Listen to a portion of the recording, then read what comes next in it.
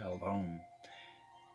Kahil Gibran has been inducted into the everlasting gospel by He who is our Majesty on Majesty.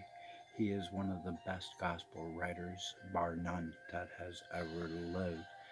Uh, I would have loved to have seen Kahil walking next to Christ in those days long ago. One thing is for sure, I hope you enjoy this, is called Asaph, called the Orator of Tyre, and this is a discourse on the speech of Christ Jesus, and goes something like this. What shall I say of his speech? Said that one.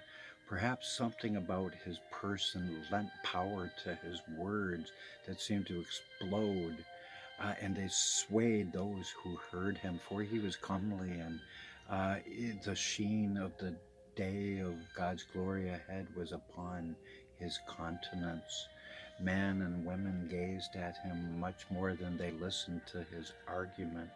But at times he spoke with the power of a spirit, and the spirit had authority over all those who heard him. In my youth, I heard the orators of Rome and Athens and Alexandria. The young Nazarene, though, was unlike them all. They assembled their words with an art to enthrall the ear, and when you heard him, your heart would leave you and go wandering to the regions not yet visited. He would tell a story or he would relate a parable, and the like of his stories and parables had never been heard before in Syria. He seemed to spend them out of the seasons, grab them out of the thin air, even as time spends the years and the generations. He was magic with words. And he would begin a story like this, and he says unto us all this seer.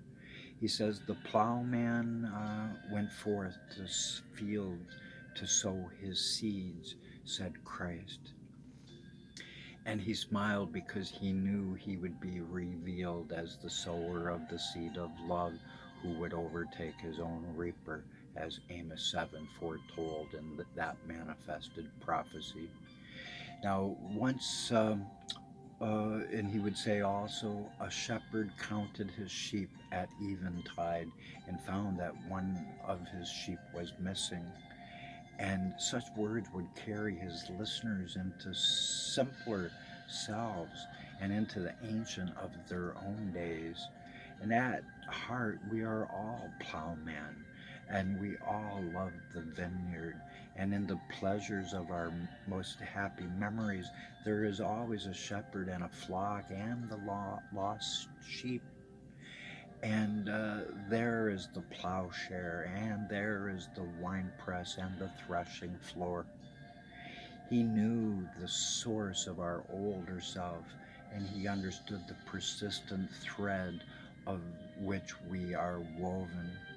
The Greek and the Roman orators spoke to their listeners of life as it seemed to the mind. The Nazarene, though, he spoke of a longing, a passionate one lodged in the heart, one that was fervent and fiery, one that was never ever lukewarm.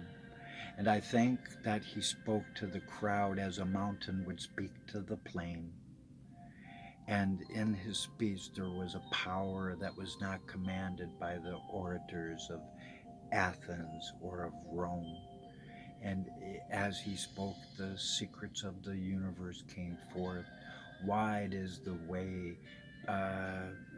paved with, to hell, paved with our conditional love, where we practice getting desensitized, letting our love wax cold. And narrow is the way unto heaven, paved by conditional love, never, always unconditional. And so it was time for the great curtain to fall upon this scene. And what a time it was, such insights. Eye has not seen nor ear heard the many blessings brought through this anointed gospel writer, Kahil Gabran.